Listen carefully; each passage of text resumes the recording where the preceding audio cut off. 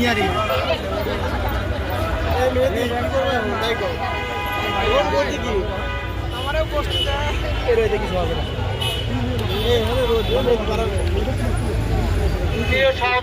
যতক্ষণ থেকে উপর থেকে ভিতর থেকে কোনো তথ্য না আসতেছে এবং তারা কোনো বিবৃতি দিচ্ছে ততক্ষণ আমরা যাবো না। আমরা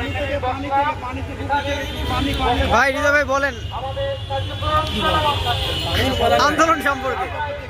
আন্দোলন মূলত হচ্ছে আমাদের আজকে যে ব্যাপারটা নিয়ে আমরা আসছি বা আন্দোলন করতেছি সেটার মূল কারণ হচ্ছে লিপুগঞ্জ। সে সবসময় উল্টাপাল্টা কথা বলে, খচ্চর জাউলিয়া পাড়ার পো পাড়া।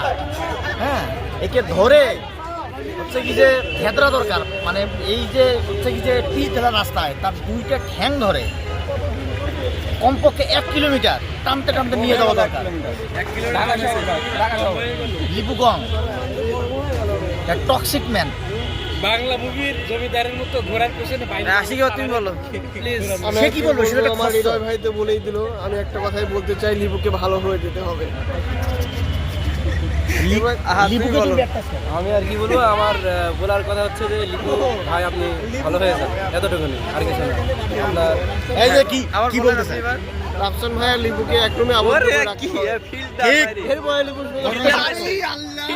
হৃদয় বলেন আমার তো চোখে